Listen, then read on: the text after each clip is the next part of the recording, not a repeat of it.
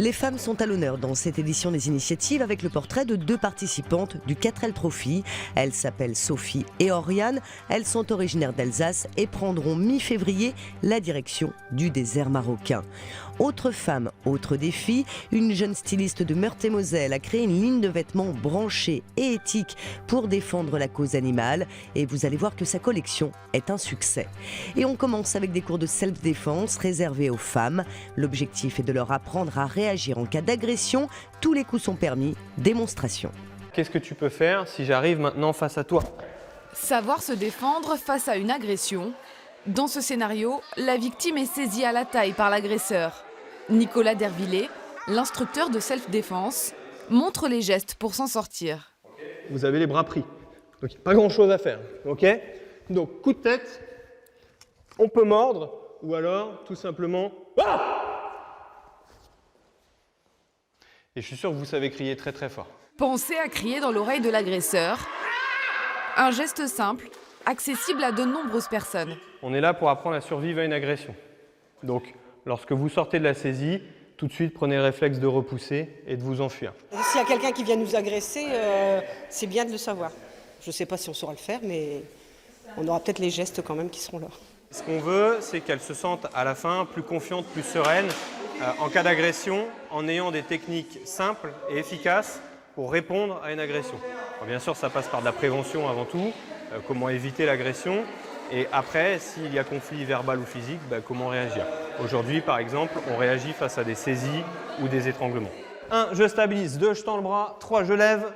À Roye, l'association Léo Lagrange propose une série d'ateliers de self-défense pour les femmes, un programme de 15 heures d'entraînement.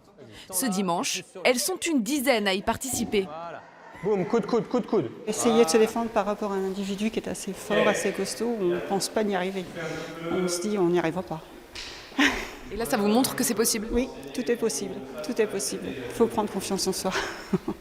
Prendre confiance en soi, c'est l'un des objectifs de ce cours. Auprès des participantes, le message est reçu 5 sur 5.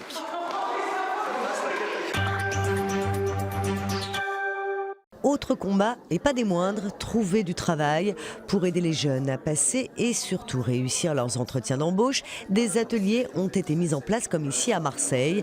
Des chefs d'entreprise bénévoles les entraînent comme s'ils passaient réellement un entretien. Et ça marche. Sur les 4500 personnes ayant bénéficié de ce dispositif en France, 3000 ont trouvé un emploi ou un stage. Parlons mode à présent avec le tour de force d'une jeune styliste de 23 ans. Cassandra Bizini est parvenue à créer une ligne de vêtements branchée et éthique pour défendre la cause animale. Pour se faire connaître, elle a eu la bonne idée de s'adresser à des célébrités rencontres. Cassandra apporte aujourd'hui une dernière touche au nouveau-né de sa collection. Un couple de loups qui s'affichera fièrement sur ses sweatshirts pour la Saint-Valentin. Car la jeune femme, fervente protectrice des animaux et tout juste diplômée des Beaux-Arts, vient de lancer sa propre marque de vêtements. Alors le concept, c'est de défendre la cause animale, mais tout en ayant un côté esthétique et avoir quelque chose de facile à porter, quelque chose qui fait véhiculer un message aux gens. Chaque animal que je dessine défend une cause différente, donc soit l'élevage, soit les animaux dans les cirques, soit dans les zoos, soit contre la fourrure. Imprimée localement sur du coton bio et avec des encres véganes, sa marque baptisée In Wolf Trust fait déjà un carton sur le net. Et son seul et unique point de vente rue de Saison à Metz a en décembre écoulé pas moins de 54 articles. Autant de clientèle sur une période d'1 mois seulement. C'est vrai que moi personnellement ça m'a étonné, je ne pensais pas autant. Mais pour sa communication, Cassandra a su habilement utiliser les réseaux sociaux. J'ai pris contact avec des personnalités comme Julien Doré ou Rémi Gaillard qui sont dans la protection animale, engagées en tout cas. Et du coup, c'est vrai que ça m'a aussi permis d'avoir une autre clientèle, leurs fans du coup. Aujourd'hui, la jeune femme entend développer sa marque à l'étranger et notamment en Belgique. Une collection enfant devrait également voir le jour au mois de mars. Enfin, autres jeunes femmes qui ont de la suite dans les idées. Elles s'appellent Oriane et Sophie. Elles sont étudiantes en Alsace et elles s'apprêtent à participer au 4L Trophy. Le départ sera donné le 16 février. En attendant, l'heure est au dernier préparatif. Sophie et Oriane, 21 et 22 ans, n'ont pas froid aux yeux. Étudiantes en chimie, elles vont réaliser un rêve, participer au 4L Trophy, un périple à travers la France, l'Espagne et le Maroc. Pour elles, c'est surtout un horizon nouveau, une aventure exceptionnelle. On part de zéro, on n'y connaît rien, on ne connaît rien dans la mécanique, on n'a jamais fait de rallye, on ne connaît rien à l'orientation.